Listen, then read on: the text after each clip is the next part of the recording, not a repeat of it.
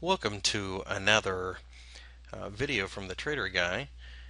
In this video, I'm going to take several steps back because I know that not everyone has a trading background. So, one of the most important things a trader can do is figure out what they want to use in their Forex trading strategy. Now, the very basic thing that all traders should be using is support and resistance. Now, there are such things as fundamental traders, and there are such things as technical traders. The thing is, though, support and resistance is probably one of the very few things that kind of ties everybody in together. Because even if you are a fundamental trader and you trade basically on economic news, you can look at a chart and understand that there are going to be certain areas where price doesn't want to go through or above or below or whatever, and that's what this video is about. Support and resistance is the most basic concept for trading, and as such is without a doubt the number one thing you need to learn, especially if you're going to use any technicals whatsoever. Support is simply where price is supported. It's exactly what it sounds like. So you would get, for example, if you look at a chart and price is falling and it can't get past a certain area, it bounces up, it comes down, and it bounces up, and it comes down, and it bounces up again and again. Well, that's what is known as support. And what that means is that there is active participation in the market that thinks that whatever, and this is true with all markets, not only Forex, whatever that price is cheap. It's where people want to own it. Now, let's contrast that with the concept of resistance. Now, resistance, go ahead and make this a different color here, is simply where price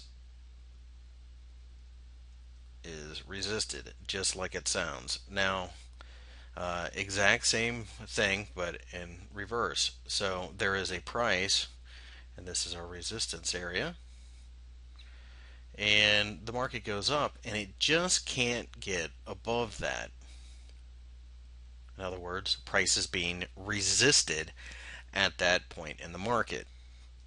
Now, knowing support and resistance, what they are, you could begin to look at charts a little bit differently, and I'll get to that in a minute.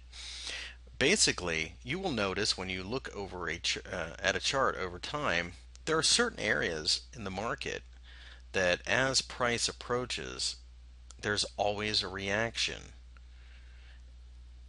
And I'm trying to draw this freehand just to give you a basic idea. But in this particular chart, we have a downtrend. So we know over time that price is depreciating. But notice how on this little fake chart that I drew up here, we have areas where price had reacted. That was support. Another phenomenon about support and resistance is where we once had support, we'll have resistance later.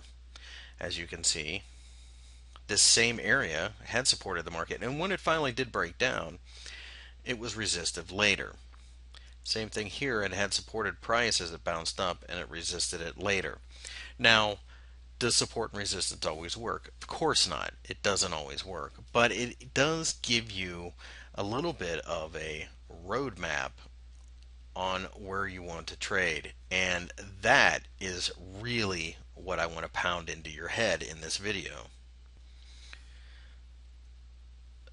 This roadmap that I mentioned is part of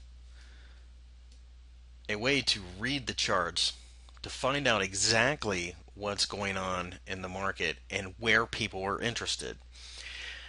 It is much like anything else in life. Timing is everything. For example, if you were involved in the housing market, a few years ago, had you bought and flipped and rolled houses, say in 2005, you probably did quite well. If you're one of the last ones in, you did quite poorly. The markets are kind of the same way. In my experience, you only want to trade at support or resistance. That doesn't mean that you can't make money in between, but the odds are increased. And that is the basic tenet to technical analysis. You are looking at a spot on the chart where some type of reaction is most likely going to happen. Okay, now that we've gone over basically what support and resistance is, let's look at a real life example.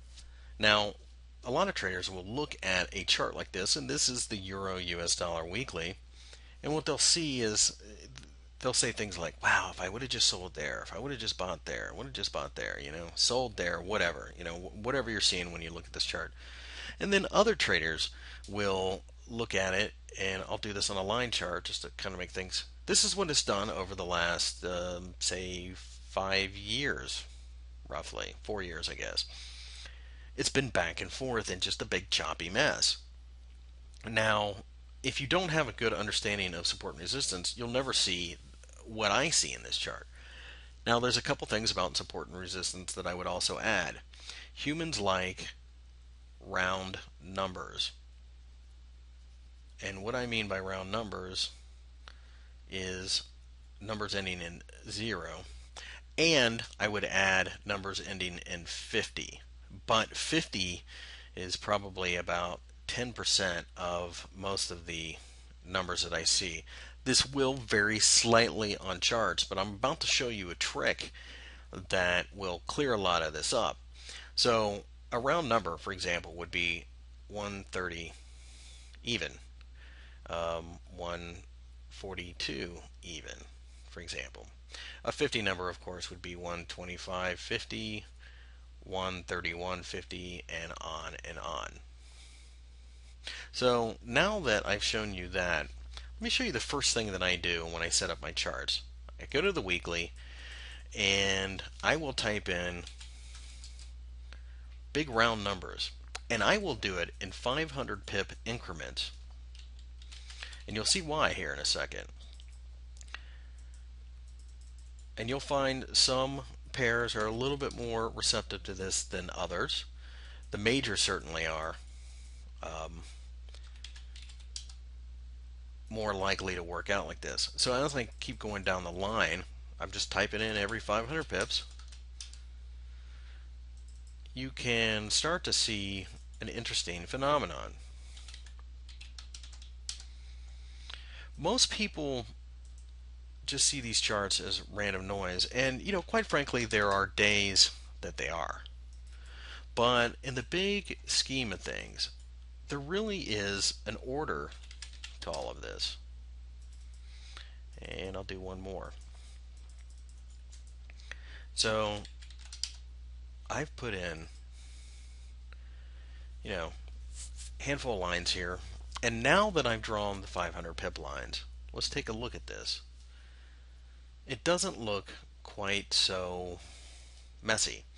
I should also state that these lines are zones. They're not to the pip. They're just basic areas to look for selling pressure, buying pressure, whatever the case may be. As you can see, at 155, we definitely had some support there. While at 160, we definitely had some resistance on the euro dollar weekly. But I want to show you another phenomenon, and that is this resistance here became support. This bar crashed right into it, and it eventually broke down, but you can see that it did hold support. And then once it got broken through, this bar retested it as resistance, the following week.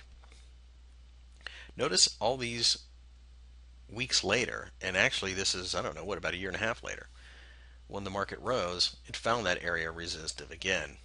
One of the ways I like to think of it is as a high rise. So think of it as these are floors on a high rise. First floor, you go up to the second floor. What was once your ceiling is now your floor. Third floor, the second floor ceiling is now your floor, and vice versa. Obviously, you go from third to second, your former floor becomes your ceiling. It's an old expression. What was once the floor becomes the ceiling, and vice versa. But as you can see, these areas repeat time and time again.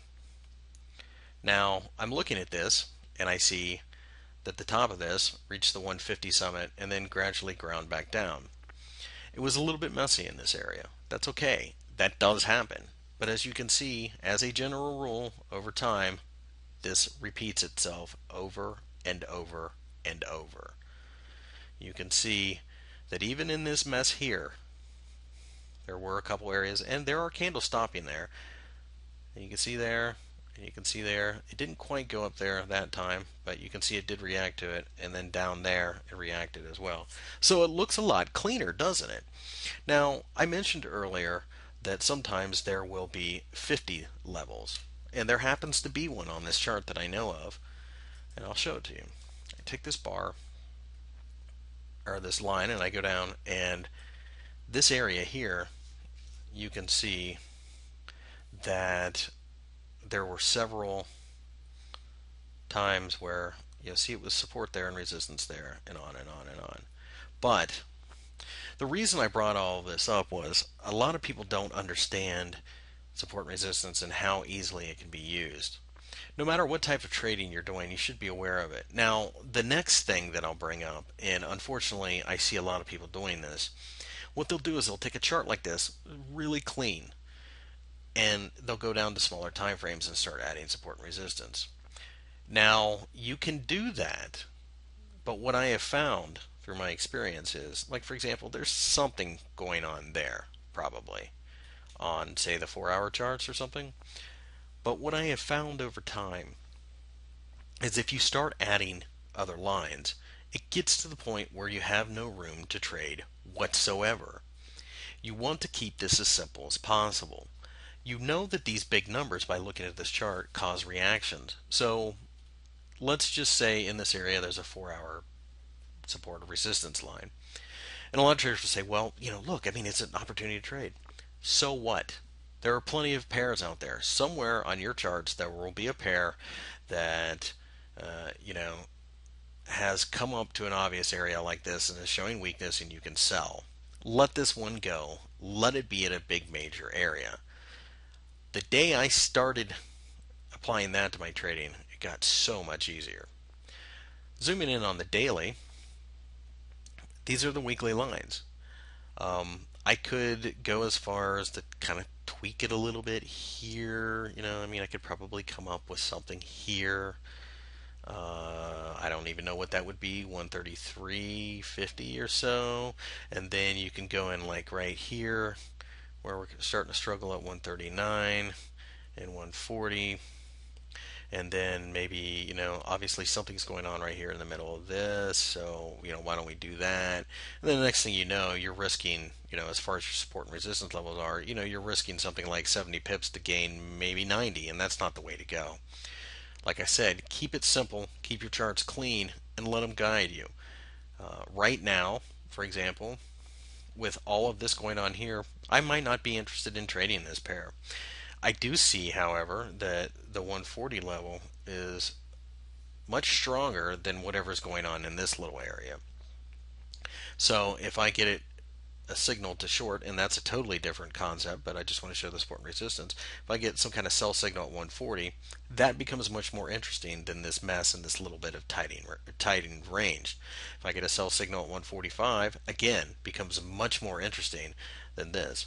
If you stick to that, just that alone will save you all kinds of time and grief and keep you on the profitable end. It should also be mentioned that quite often support and resistance will go from one level to the next. So what I mean by that is if we find resistance here at 145, which we obviously do, it goes back and it finds the 140-ish area.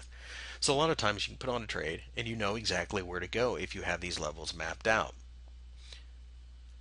If I zoom down to the 4 hour, you can see still crystal clear.